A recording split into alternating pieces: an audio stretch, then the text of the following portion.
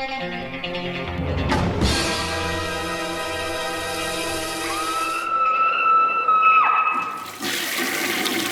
guys, what's up? It is week 381. I have a handful of reviews for you, so let's start off with the big one here, the Mexico Trilogy from Arrow Video. This contains El Mariachi, Desperado in 4K, and Once Upon a Time in Mexico. Desperado's the only one in 4K, the other two are on Blu-ray. But yeah, all directed by Robert Rodriguez, stemming from 1992 all the way to 2003. So let's start with the first one here. El Mariachi from 1992. Now this was Robert Rodriguez's directorial feature film debut, and in 92 it was a crazy time for independent cinema. You had Kevin Smith and like Quentin Tarantino out there, and these kind of movies were like big. They kind of created like the new kind of filmmakers at the time, you know. They were giving people like Quentin Tarantino money and Kevin Smith. So yeah, El Mariachi was one that I actually had never seen. Now, I've seen Desperado when it came out. I was like 9 or 10 when it came out. It was on TV a lot. Enjoyed the hell out of that movie. Spoilers for the future review that's coming up next. But this one I had missed. And all the kind of things I had heard about it, it was right up my alley. People say, oh, it's like young kind of independent filmmaking, which is 100% kind of my thing. That kind of grittiness. I've always been a fan of, you know, early John Carpenter or even like, you know, Jim Van Beber.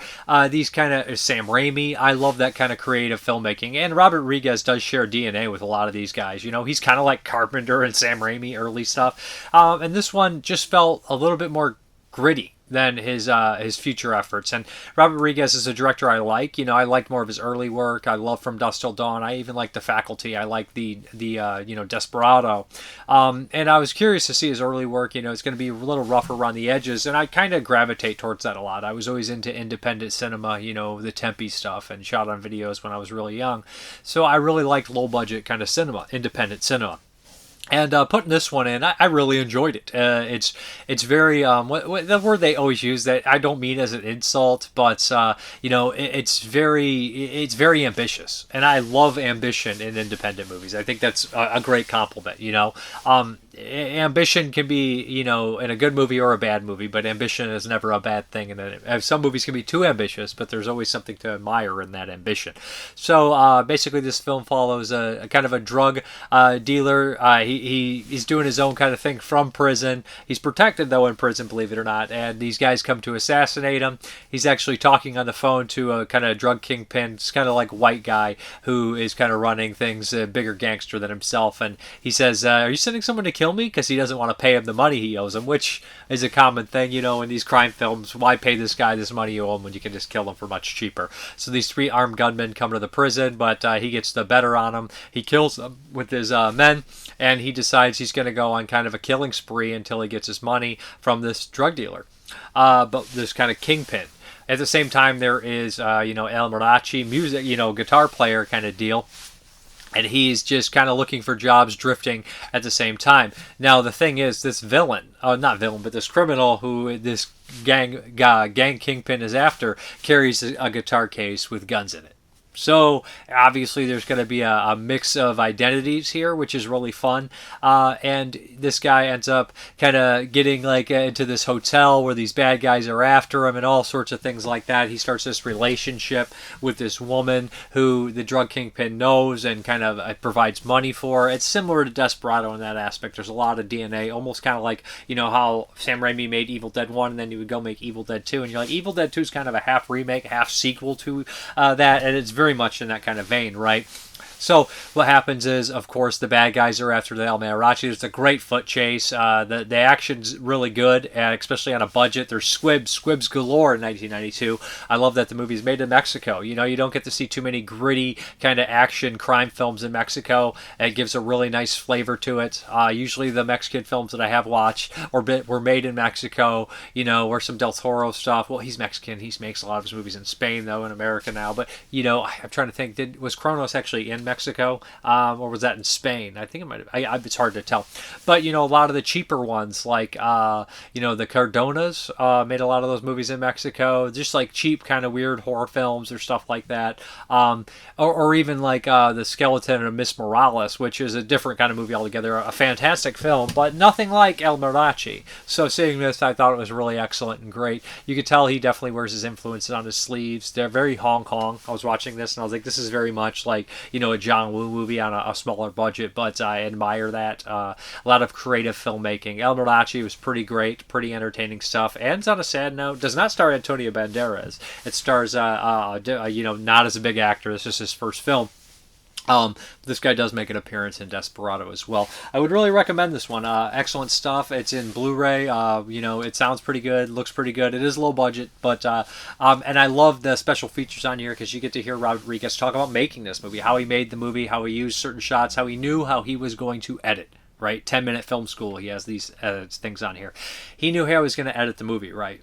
So he shot certain scenes, and he wanted to make it look like there was way more, camera work and way more shots and everything, a bigger budget movie than it actually was, and it worked. I would not guess that this movie was under $10,000. I think it was very cheap in that kind of world. So yeah, $7,000. That's what he made it on 16 millimeters. So it's got a great gritty look. So as far as the special features are concerned, we have commentary with the director, big vision, low budget, a newly filmed interview with Rodriguez, the original Mariachi, a newly filmed interview with producer star Carlos Gallardo. The music of El Mariachi, a newly produced featurette on the music of the film, featuring interviews with composers Eric Guthrie, Chris Kudos, Knudsen, and Alvaro Rodriguez, and Mark Trujillo. 10-minute film school, an archival featurette produced and narrated by Rodriguez. Bedhead, a 1991 short film by Rodriguez. Trailer, TV spot, reversible sleeve, and new artwork commissioned by Paul Schipper. So yeah, this character right here is kind of like the main goon. He's excellent in it. And this movie is very much, reminds me of Extreme Prejudice. And Rodriguez did mention Extreme Prejudice when he was talking about it. And I was like, very much so, at the very end there. And that's one of my all-time favorite movies. I'm not saying it has this giant shootout, but the guy in the white suit definitely reminded me of that. But yeah, El Mariachi, another cult movie that I should have saw 20 years ago, and it was always on my checklist. I always would add it to my cart to watch. I'm like, I'll finally check this one out. And this one's going to get better with multiple views, I think, for me. It's just one of those ones that I wish I would have saw 20 years ago. The next one here is Robert Rodriguez's follow-up film, and this is 1995, Desperado, 4K, starring Antonio Banderas, Selma Hayek, Steve Buscemi, Cheech Marin, Quentin Tarantino. Who else pops up in this one? I feel like I'm missing somebody. Oh man, I can't believe I'm going to forget this guy's name. He's one of my favorite little character actors. He pops up in stuff like Return of the Living Dead Part 3, Death Wish 4, RoboCop, Cyclone by Cardona. I mentioned him earlier when I was talking about El Mariachi. So he's just a character actor. He's a big goofy son of a bitch, and he's always really good. So essentially we kind of pick up where Danny Trejo as well. Pick up kind of in a similar vein here. El Mariachi, this time they kind of call him El. Now we kind of have this deal where he has kind of went out on a tragic note. We kind of have him as the same character, but it seems a little different. It doesn't all add up. Like, it's almost like the same character, but it's a little different. Yada yada. Like I said, Evil Dead 1 and 2 kind of style, right? It's a sequel, but it's also a remake kind of deal. I would kind of put it in that kind of vein. As weird as that sounds, but it's been a long time since I watched this movie. Probably 1997, 98, and this is kind of made with Pulp Fiction and Desperado. Tarantino and Rodriguez met on those film circuits, and they kind of formed a friendship. And they're doing really good work here. And I personally think this From Dusk Till Dawn's my favorite, but this is up there with From Dusk Till Dawn, I think, in his style. Now, Robert Rodriguez is a guy that always wants to do the craziest action stunts, and the bigger his movies get, sometimes I feel like the more checked out I am. Like with Planet Terror, I love it until it gets too silly, and I'm kind of like, I want to get out a little bit. Just a little bit, I want to pull back. I do love Planet Terror, but not as much as I would if it was just a little pulled back. Now, Desperado is the right amount of fucking crazy for me, and that doesn't say that Rodriguez is a bad filmmaker. That's insane. But you have your tone, your ridiculousness, your silliness, how far you're going to go with the over-the-topness in a certain tone of a film. Now, he kind of rides the line here where Desperado feels like a comic book, and it feels like a little bit grounded, grittiness, kind of a great mixture. El Mariachi's more gritty and low budget and fun, and just kind of a little more depressing. And the third film is completely bonkers. But this one, I think, is the right tone to mix these. So Antonio Banderas, he was made famous for a lot of those Pedro Almodovar movies from Spain, cult, kind of art director, and Banderas has got good screen presence, good actor. So he's great in this role. In the very beginning, we have Steve Buscemi kind of going into this bar, and This is probably one of the best Buscemi performances I've seen, along with Cheech Marin. They're so good the way this is shot. You know, Steve Buscemi goes in this bar and he starts telling this story, and we're having these flashes of Antonio Banderas just shooting down this bar. And at first they're kind of laughing at Buscemi, kind of this white guy in this bar, and there's a gag with the bad beer, and he's like, you know, the piss beer and everything like that, and it's really funny. And then they start getting intrigued because they're basically, you know, Steve Buscemi's name dropping his boss. These guys, his boss, his crime lord in the area that, you know, Desperado, Antonio Banderas is after. And it's just a great setup to a character. It kind of sets this mythos as a Western should, you know, print the legend, not the story. So eventually, you know, Antonio Banderas is coming to this bar, and when he does, it is one of the best shootouts. It's pretty iconic. You have 20 body count in here. It's one of these movies where when you're young and you're trying to nitpick, you're like, he should have reloaded. He shot way too many times. But when you're older, you're like, more, more, more. I want that John Woo. I want that Hong Kong shit. And they give you that. Really entertaining stuff. Great shootouts. I love the bad guys. The bad guys in here are a lot of fun, really. You know, they set their memorable characters up. Buscemi's fantastic. Danny Trejo, I don't know if Danny Trejo has ever been better. I think this and Devil's Rejects, I think he's perfectly cast in Devil's Rejects. The way he performs, the way he acts in that. You know, he's great in a lot of stuff. He pops up these small roles, you know, whether it's Heat or even in the background of stuff like Prison. You know, he's always in the background, or The Hidden. I think he's in the background of The Hidden. Danny Trejo was in a lot of movies before he started registering. He's in there. Blood In, Blood Out's a great role. But this one, I think he's perfect in it. Kind of this silent kind of assassin they hired to take out Antonio Banderas. But, of course, something goes wrong in hilarious details. You know, there's a good amount of humor in this film as well. It's a very playful film. The action is fantastic. And Selma Hayek is kind of that character that runs the library in here. And the bad guy's paying for her to front some stuff and all that. She's fantastic in here. She's got great screen presence. Maybe one of the most beautiful human beings that ever existed is Selma Hayek, right? She still looks fantastic now. I mean, she's also really good in this. Has got a great screen presence. Her and Banderas are fired together. Yeah, this is a very entertaining, very excellently action, you know, movie. The action is excellent in here, you know, and like I said, it's the right amount of craziness. Guys flying through the air, squibs exploding. It's pretty violent, but there's a lot of fun to be had too. The fan falling on the guy's face is cool. Yeah, I would highly recommend Desperado. When I was younger, I was always kind of let down by the very ending, but as I get older, I'm like, I understand it. I get it. I like it. Yeah, this is not as downbeat as the first film, but it's a little bit downbeat, kind of. Not necessarily. It leaves on a happier note, but which kind of makes the third one a little bit more frustrating. But I would really recommend checking out Desperado if you haven't seen it. The 4K looks excellent, sounds excellent. It's 5.1 mix, not 7.1 or Dolby Atmos or anything, but still really good. As far as the special features are concerned, we do have HDR10 and Dolby Vision. We have subtitles, commentary by the director, Lean and Mean newly filmed interview with writer-director Robert Rodriguez, Shoot Like Crazy, newly filmed interview with producer Bill Borden, Kill Count, a newly filmed interview with stunt coordinator Steve Davidson, and that's really interesting because he talks about the guns and all this kind of stuff. I think he was a Vietnam vet, and he talks about, you know, doing this stuff in here and saying that Rodriguez is a really good filmmaker and he knows what he wants, and he only has to film it once, which he wishes all directors were like. Lock and Load, a newly filmed interview with special effects coordinator Bob Shelley. Oh, it's Bob Shelley. I'm mixing up. Might be Bob Shelley.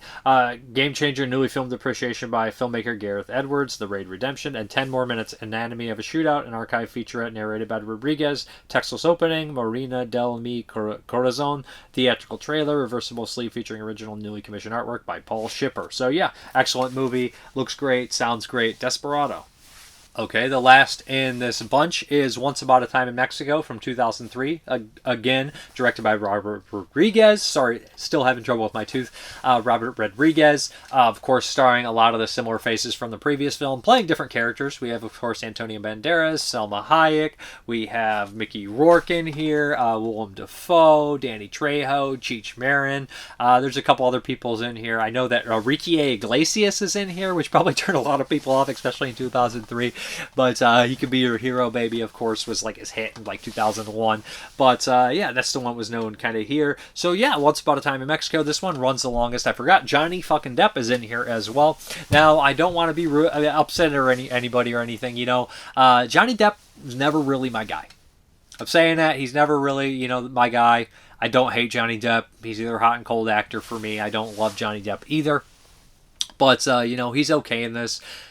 He's kind of a CIA agent that's infiltrating Mexico because there's a coup, overthrow of the government that's happening. It gets very convoluted plot here. So Antonio Banderas and Selma Hayek has died, and he's obviously a lost man, a dead man. He doesn't care about anything. So Danny Trejo is hired by Johnny Depp, who is basically the CIA agent who's infiltrated this, and Danny Trejo is a gang leader, and he works for him. But what's happening is that we have this like big kind of drug kingpin, Barillo, and that's Willem Dafoe, in brownface. Of course, it's 2003, is a different time. Whatever, it is what it is. So he's playing this kind of drug cartel leader, and he wants to kill El Presidente and kind of take over. Well, no, what happens is he doesn't want to kill the president. He's kind of behind the scenes. He wants to get a facelift and kind of leave. But there's a general. So, see, it's already convoluted in my head. There's a general who goes way back to Banderas, who hates him, who is responsible for Salma Hayek's death and an injury to him. And this general wants to overthrow the president and take his position. See, Johnny Depp is here to let the president die and then kill this guy, because they don't want to take it over. It gets very convoluted. There's lots of characters in and out. Mickey Rourke works for Willem Dafoe as kind of a white kind of right-hand man, kind of deals with things. He walks around with a little dog. So Robert Rodriguez was making this like right before Spy Kids, so he was kind of in a jam. He needed to film it and then sit on it and come back to it and edit it. And this movie was rushed.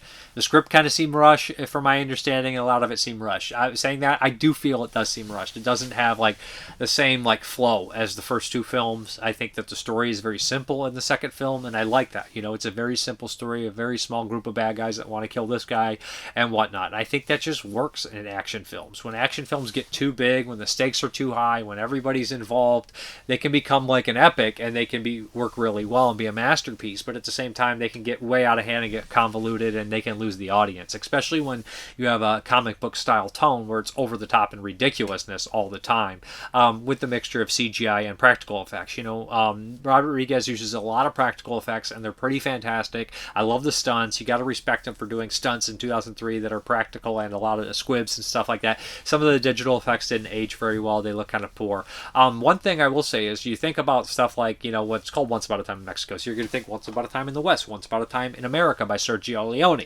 So now when you think of Once Upon a Time in the West, right, it's a big scaling epic film. How it's shot, it's about the end of the West, and you see the train in the background and stuff like that. But the core of the story is a simple revenge story, right? It's a simple revenge story. And this one, it is kind of a simple revenge story within it. But it's not really a simple revenge story because you have an agent, a former FBI agent, getting involved who wants to kill, the drug lord, who's also trying to get a facelift. So it gets really convoluted. I really do think it does. The CIA agents double-crossing in these characters. And Eva Mendes is in here, and I don't, there's this weird editing style where she's this place, she's up looking, and then sees Johnny Depp down there and goes down there and does something. It's like, it doesn't really work. It seems like there's a lot of missing stuff. I don't love this movie. Like I said, I'm not the world's biggest Johnny Depp fan. I think that when Johnny Depp is left to his own devices, you get something weird like Tusk. And his performance, you're like, what the fuck is that? Like, some people love it. I'm not a fan of that performance. I don't think it's bad. I just think it's just off for the movie. And I don't know how... I mean, Johnny Depp is excellent in stuff like Deadman. I love him in Deadman. I think he's great in Fear and Loathing in Las Vegas. But in this one, I just don't think he works. I don't buy him. I don't buy him as an agent. Either as kind of a gritty, mean agent or a clean-cut guy. He doesn't work either for me. I just don't buy it. Antonio Banderas is fine. The action is pretty cool. It's you never know, like when stuff is so ridiculous, you start to lose interest. You feel like the stakes, you don't really care what happens to people. Ricky Iglesias and the other guy are kind of underutilized.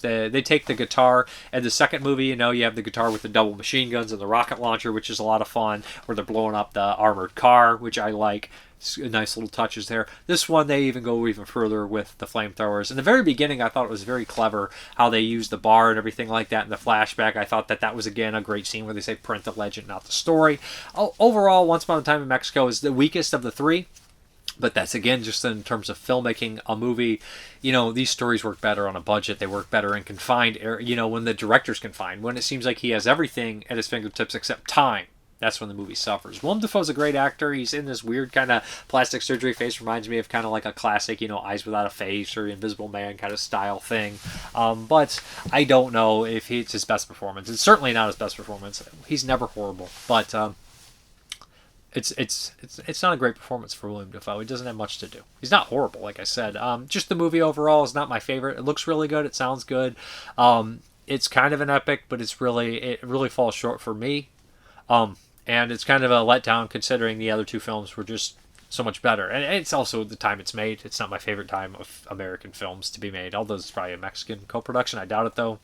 Probably Rodriguez was pretty big by 2003 after stuff, so many movies that he did were great. But yeah, Once Upon a Time in Mexico, great cast. I think that most of the cast that appear in the second one do a better job in the second one. So as far as the special features are concerned, we have 5.1 surround. Subtitles, commentary by the director. Revolution will be digitized. A newly filmed interview with Rodriguez. Troublemaking, newly filmed interviews. Visual effects editor Ethan Maniquiz. 8 deleted scenes with optional commentary by Rodriguez. 10-minute flick school. An archive featurette narrated by Rodriguez. Inside Troublemaking Studios, an archive featurette on Rodriguez's studios in Austin. 10-minute cooking school, an archival featurette Rodriguez shows you how to cook Puerto Pibul. I know I'll say that, but that's the dish that Johnny Depp eats constantly in this. Film is Dead in an Evening with Rodriguez, a presentation by the director given in 2003. The Anti-Hero's Journey, an archival featurette on the arc of the El Mariachi. The Good, the Bad, and the Bloody. Inside K&B FX, an archival featurette in the film special effects, theatrical trailer. We have reversible sleeve, all that kind of stuff. The one thing I do think is really fun in the special features is him talking about his own studio and his garage, and it looks awesome. He's got everything there. But yeah, it's a really cool set.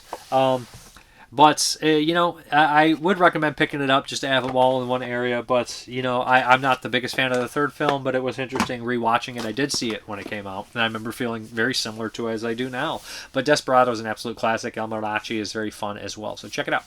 Okay, the next one is from Wild Eye Releasing, and this is a Japanese film made in 2019, and this is Ikenie Man, and this is very short. I think it's, 52 minutes. So I really didn't know what to expect on this one. I had heard about the other film from this director that I'll talk about as well, but Ikenie Man, yeah, this is weird shit. This is kind of self-aware, goofy kind of horror film in the sense that it's about independent filmmakers, so you're going to have that kind of aspect, right? A film about making a film in a horror film. It's a very common thing.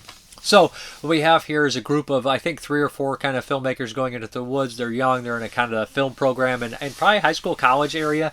But what happens is they run into a group of campers and they start filming them, and they're laughing about it like all these kids. They're very typical kids. They're like, the jock and this and yada, yada, yada. And they seem like that. And you're like, well, what's going to happen here? There's got to be a masked killer and everything like that. And they're dressed as like the masked killer, right? Like as a joke that they're making this movie. It turns out that one of the kids with this group of people is going to be killed and sacrificed, and these guys are all like crazy wild cannibals and whatnot.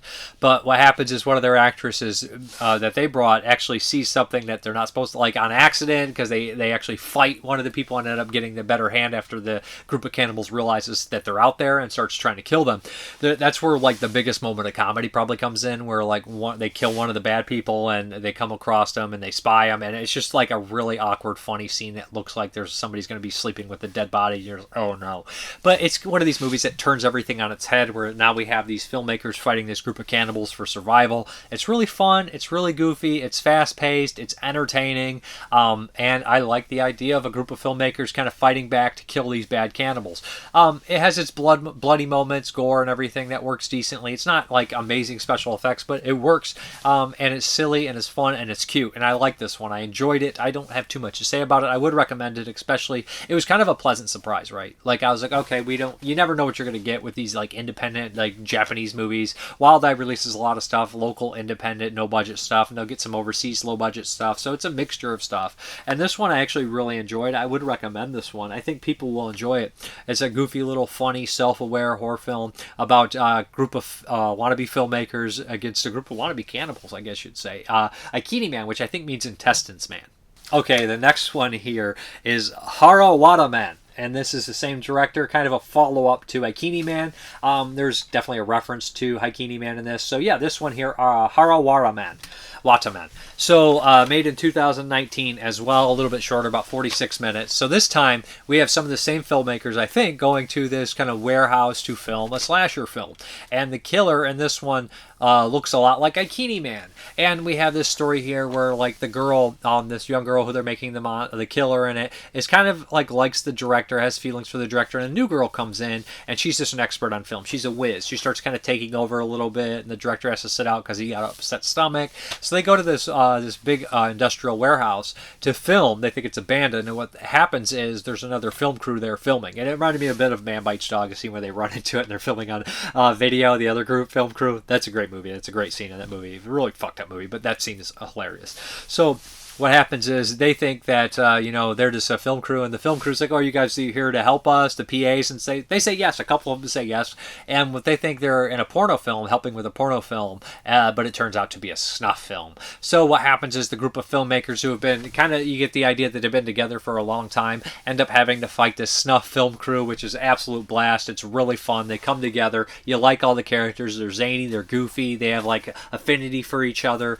and a lot of hilarity ensues. It's kind of like a feel-good movie, and at the very end of the film, it kind of had a little bit of One Cut of the Dead feeling, emotional kind of thing in there, where they're talking, like, it's about the idea of a group of filmmakers, independent filmmakers, moving on with their lives and what they're all doing here, and coming together just, again, to reminisce, and it was really heartwarming and touching. I used to make independent movies, like, be in a lot of movies, and I did it for, 5 to 10 years, like, in that time frame, and you get to know a lot of these people, and you go do these sets, and you work with a lot of the same people, and you move on and you go about your lives, but you always have kind of an affinity for them at a certain point, or you think fondly of the memories, and this movie really captures that well, and I really liked that. I thought that they did that well, and I caught myself being like, am I getting touched by this $10 Japanese kind of gore film, what I thought would be that, and it's not. It's a well done, fun, low budget movie that definitely turns a little bit of the tropes on their head to a certain extent, and I really like this. I think people that like low budget horror films will dig this one, especially Asian cinema. This is Harawata Man. Neither of these have much special features except a trailer and original Japanese trailer, but yeah, from Wild Eye Pictures as well. Okay, I'm going to be very brief with this. I had a theater experience. I went and saw A Nightmare on Elm Street playing at the local theater here, kind of a classic old film, and I was like, why not? I love Nightmare on Elm Street, so I went to check it out. I think it's just a 4K because I don't think my local theater plays film anymore, but it's 1984, Wes Craven, starring Heather Langenkamp, John Saxton, Robert Englund, Johnny Depp, of course. Lin Shaye. I put this, I was watching it, put this in like I was at the theater, but so used to saying that. Yeah. I really don't go to the theater very much, even though it's right down the street, but anytime they're going to play a classic horror film, I went and saw it. So I've always felt strongly about Nightmare on Elm Street. I've always enjoyed it younger, and as I got older, I always liked it as well. I always thought the first act was fantastic with Tina, the dream sequence and all that, and the glove, and it works really well. And I've got to repeat a lot of the stuff I've said about this movie before. The soundtrack is really strong, and I think the soundtrack is one of the most underrated horror soundtracks. The movie's not underrated. It's very popular, but people always bring up Halloween or Friday the 13th or The Exorcist, and those are all great, but A Nightmare on Elm Street soundtrack really mixes with its creepy suburban feel, and I've always felt that way, and I've always felt it was a perfect soundtrack. Bernstein, right? And it works really well with the atmosphere. One thing else I noticed here watching it on the big screen was, I hate people, but besides that, was how humorous a lot of it was. There's definitely an intentional humor with the mother constantly hiding alcohol everywhere, and I've always feel like the parents are very Charlie Brown-esque, and I've heard this before. I think Tarantino was the one who brought this up about basically it is kind of like Nightmare on Elm Street with cake frosting, and I do feel like the parents have kind of tried to forget Freddy Krueger, to write him off forever, and don't think of him maybe in this weird kind of supernatural way, because Springwood doesn't feel like a real place sometimes. It almost feels like that weird kind of dream-like quality where, nobody wants to remember the past, and I do think that's in there. But regardless, Nightmare on Elm Street looks fantastic, and it's got a lot of creepy things going on. The boiler room and Freddy Krueger is so iconic. The music is so iconic. The setup of Freddy Krueger to put all these details in a villain in the first film like that without giving absolutely everything away was really cool and unique. I love John Saxon. He's solid in it as well. There's not obviously only like 3 deaths in the 4 deaths in the movie, but 2 of them are 2 of the best deaths in any horror film you can think of. And I do think Amanda Weiss is is probably the best actress. I think her performance, besides England's, is probably the best in here. I think she's excellent. Heather Langenkamp, you know, some of her dialogue's a little iffy when she delivers it, but a lot of the dialogue in the movie from the teens is iffy. Some of it's really funny. Gosh, I look 20 years old. There's definitely humor in that, and some of it really works, although a lot of it doesn't. I never thought, you know, Wes Craven was the best at writing teen dialogue. You know, that is kind of a thing. Sometimes his dialogue is a little iffy, but overall the movie's still fantastic, still holds up. The ending is weird, you know, everybody's always got their ideas of what the hell will happen in Nightmare on Elm Street, but the science of Freddy Krueger throughout the series is so bonkers. When you add dreams into the equation, it can kind of make people get a little, you know, it's dream logic, right? Literal dream logic, not just nightmare logic that we're used to calling the Italian films. So, like, what, you know, what's a dream, what's not? It's hard to say, but love Nightmare on Elm Street, classic film. So yeah.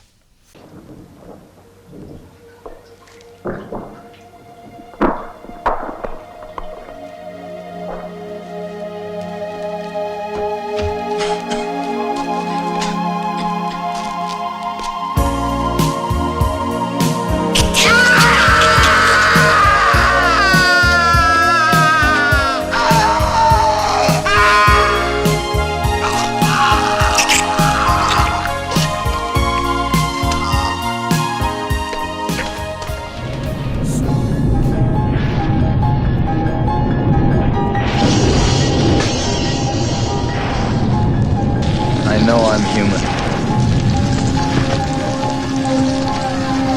And if you were all these things, then you just attack me right now. So some of you are still human. This thing doesn't want to show itself. It wants to hide inside an imitation. It'll fight if it has to. But it's vulnerable out in the open. If it takes us over, then it has no more enemies. Nobody left to kill it. And then it's won. You son of a bitch, you moved the cemetery, but you left the bodies, didn't you?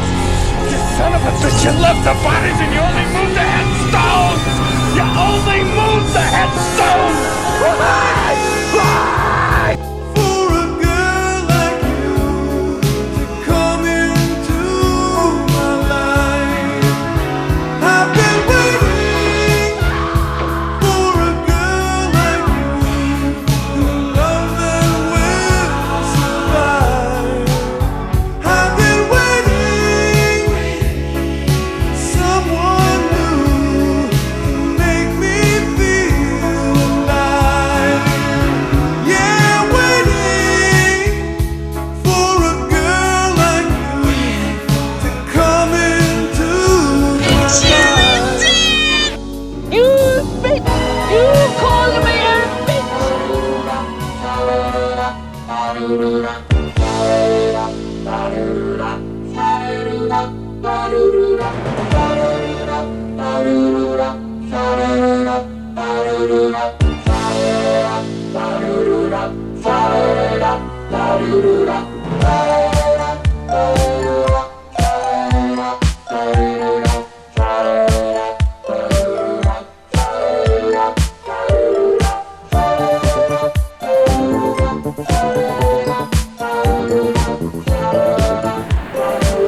What's in the basket?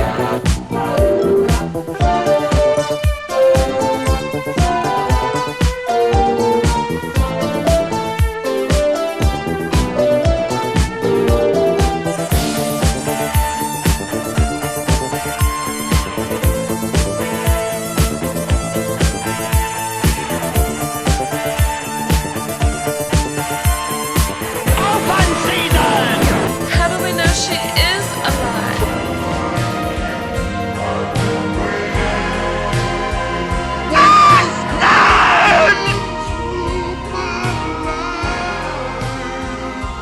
Say, please stop it. There's no more time. You've got to. Please stop it. Stop it now. Turn it off. Turn it off. Stop it. Stop it. Stop it. Stop it. Stop it. Stop it. Stop it.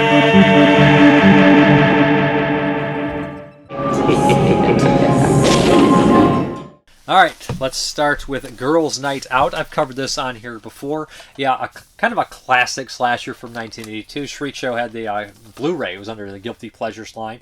So, I'd seen this, 1.5 times, I think. I don't think I ever watched the DVD, but I watched the Blu-ray when it was initially released. So this movie's kind of infamous for the killer being in the mascot suit, because it follows a basketball team in college, and they're doing this big kind of, what's the word?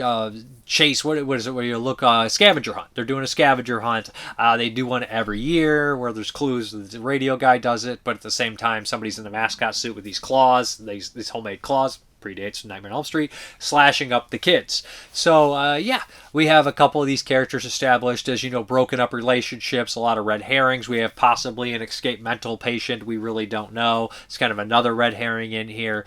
But, we follow a group of kids as they do the scavenger hunt, the basketball team. One's called Maniac. He makes, psycho references, which is so crazy to me. There's always, people that write horror movies always want to make a character, reference horror movies. I'm like, do they really do that unless they're a huge horror fan? Maybe they did back in the day. A little bit more probably prevalent back then than now. I mean, if I were to make psycho references to 20-year-olds, they'd be like, what are you talking about? Get out of here. It's like, I don't even know you, mister, but you know what I'm saying.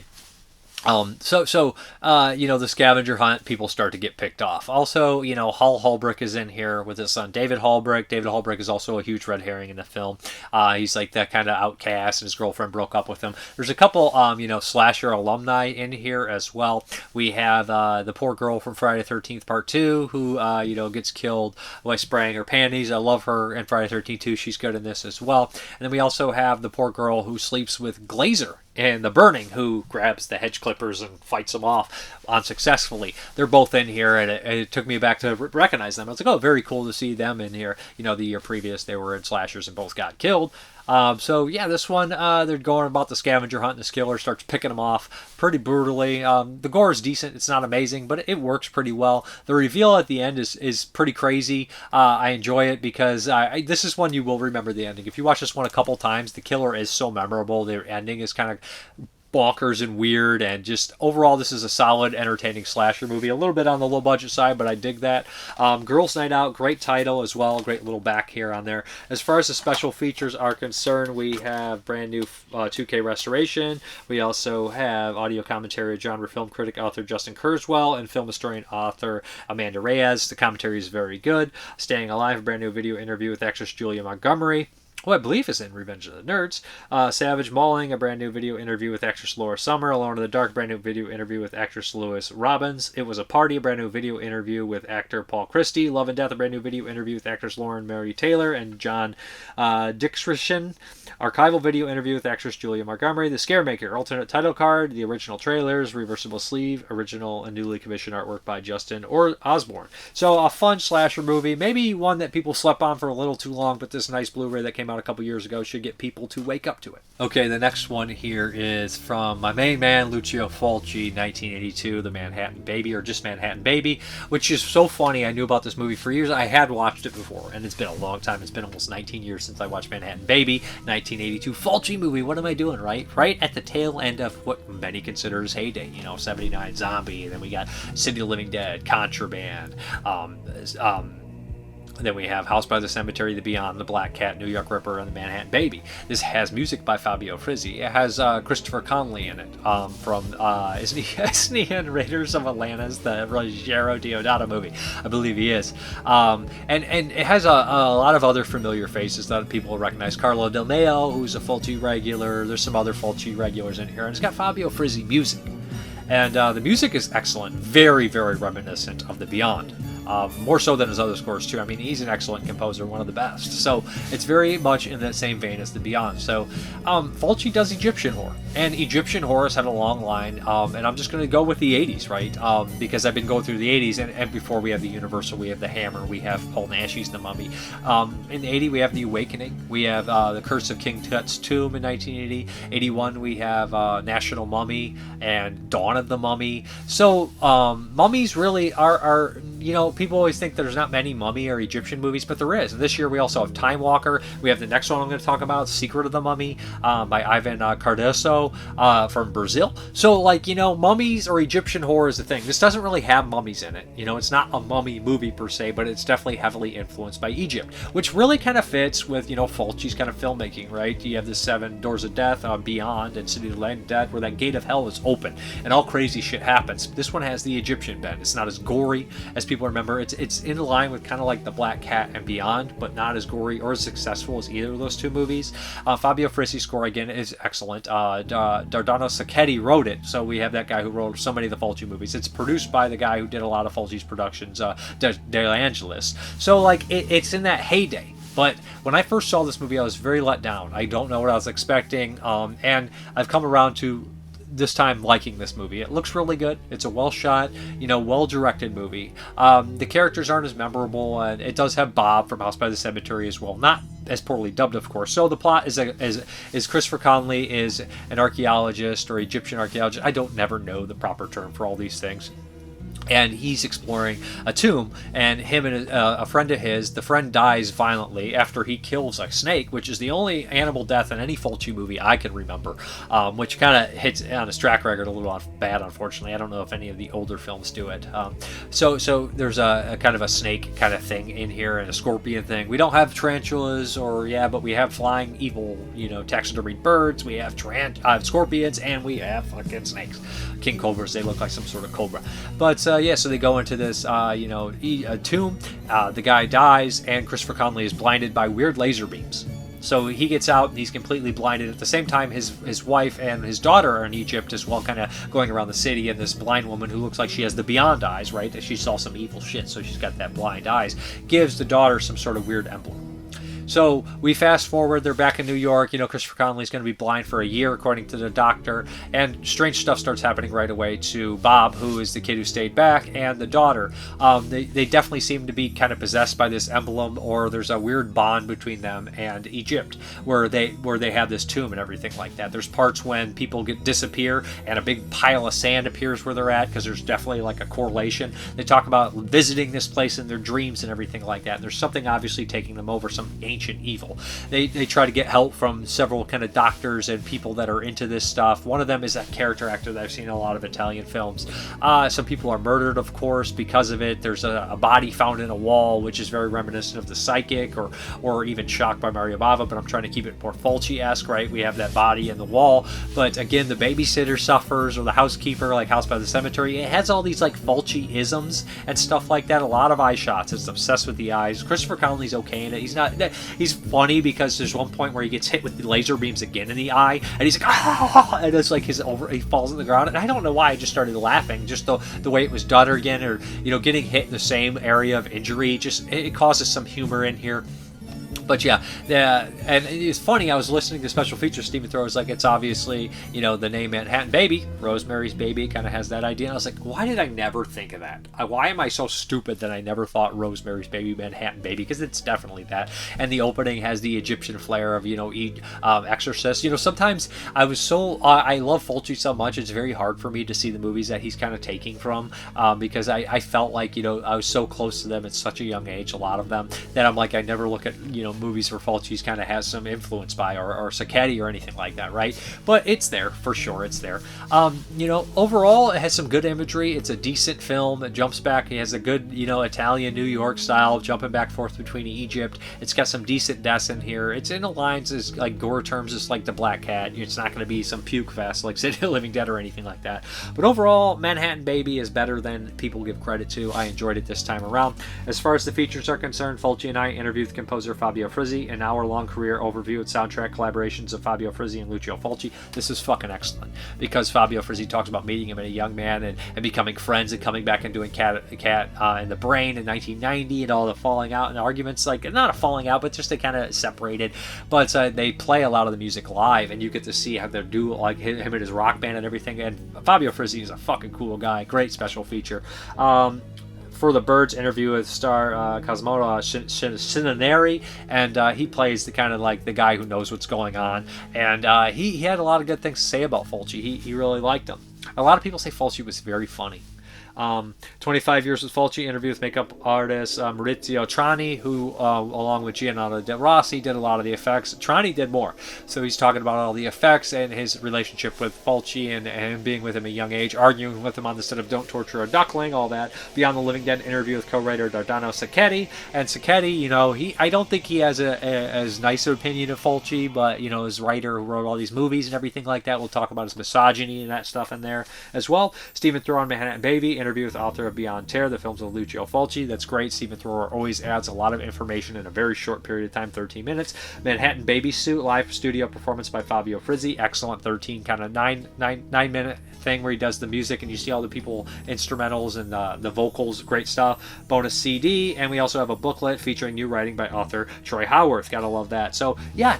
Great release from Blue Underground. Don't know if it's going to get a 4K, but the Blu-ray 3-disc set will do for now. Manhattan Baby, 1982. Good stuff. Next up from 1982 is The Secret of the Mummy by Brazilian director Ivan Cardoso, and he did a couple other movies. He did one from 1980, which isn't a feature-length film. It's like Our Lago Mummy. It's like a comical mummy film from it's like 60 minutes from 1980. I didn't watch that one. Maybe I'll go back and watch it. But his first feature-length film, I believe, is The Secret of the Mummy, which is this one. Now, this director is kind of credited as the most prolific cult director besides Jose Marin's, Coffin Joe, of course. And yeah, this one, Coffin Joe's actually in this movie, which is very cool in the beginning. This is a bonkers-ass, weird, experimental comedy, kind of horror sex movie. And I would compare it to National Mummy from 81, the Jose Larraz movie, the Spanish film, kind of in the terms that it's kind of a weird bonkers comedy, but that's more of a sex comedy kind of horror thing. This is more experimental. So what happens is there's this scientist, a mad scientist, so you got the mad scientist Frankenstein angle mixed with the Egyptian kind of mummy angle. He wants to buy this tomb because he feels like this mummy in here, he wants to use his elixir of life to live forever, to use on this mummy so he can figure some stuff out.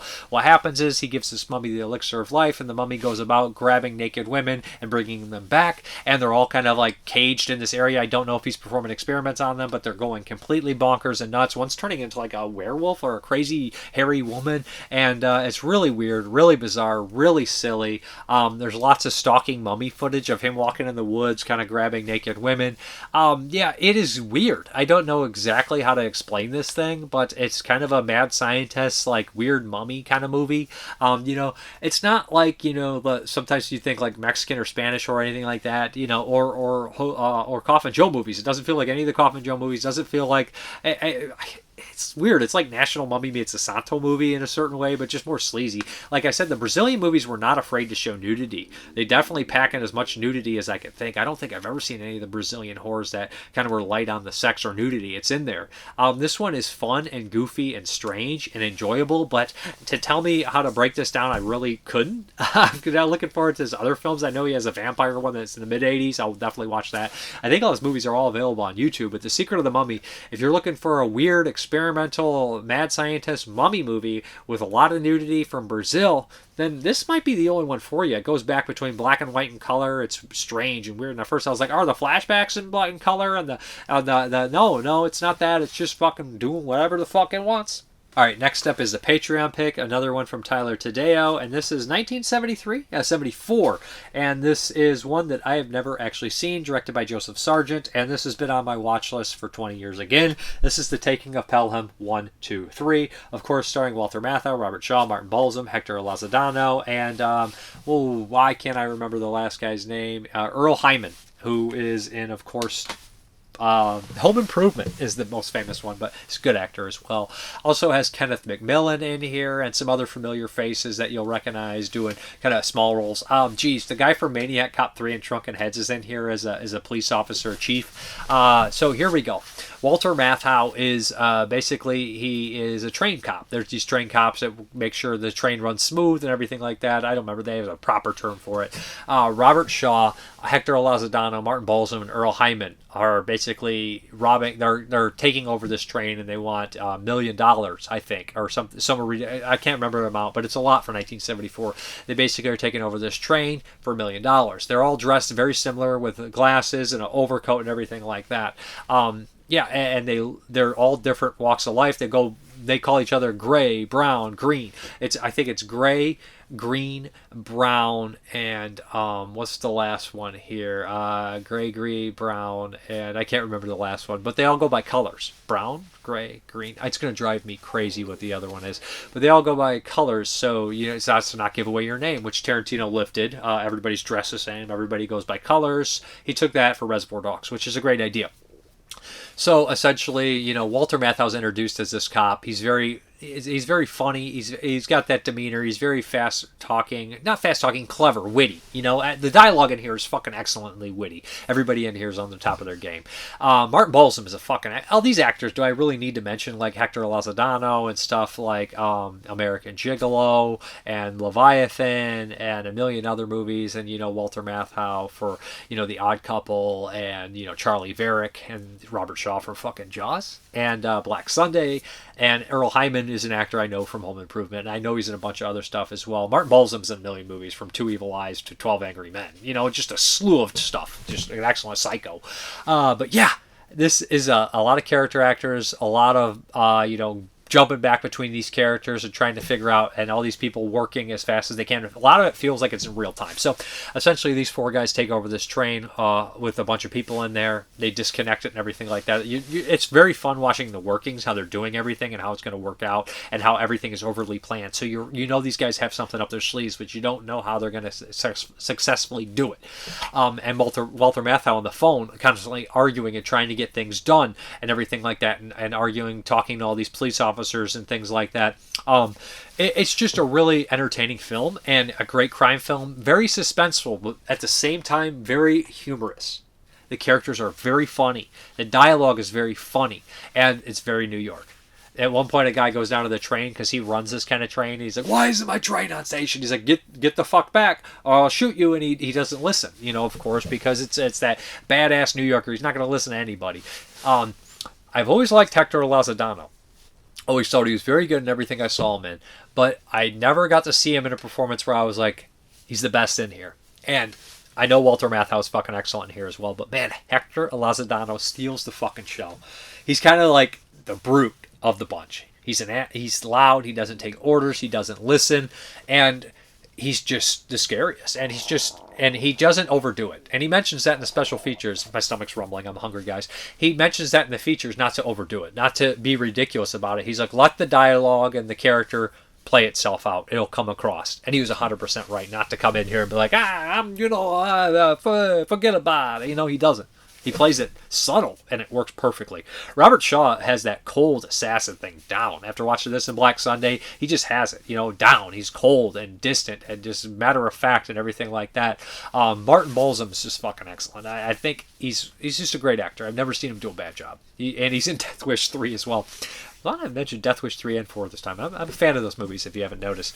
But yeah, the action is very gritty and realistic and feels real. And it's one of those ones. It's a great heist movie. Excellent film. I do have the Blu-ray. I do not have the 4K. I'll definitely pick up the 4K when I get a chance from Kino. But excellent. Highly recommended. A movie that could only go up. You're never going to go revisit this and be like, that didn't hold up. You're going to be like, that's better than I remembered. And I guarantee every time you watch this, you'll like it more. That's how I feel about it. As far as the special features, interview with Hector Lozadano, interview with composer David Shire, interview with editor Jerry Greenberg, audio commentary by actor, filmmaker Pat Healy, and film programmer, historian Jim Healy. Pat Healy is an actor, Jim Healy obviously his brother. Trailers from Hell with Josh Olsson, animated, montage of stills, posters, original trailer. Great stuff. Highly recommended. Check this one out. Taking a Pelham 1, 2, 3.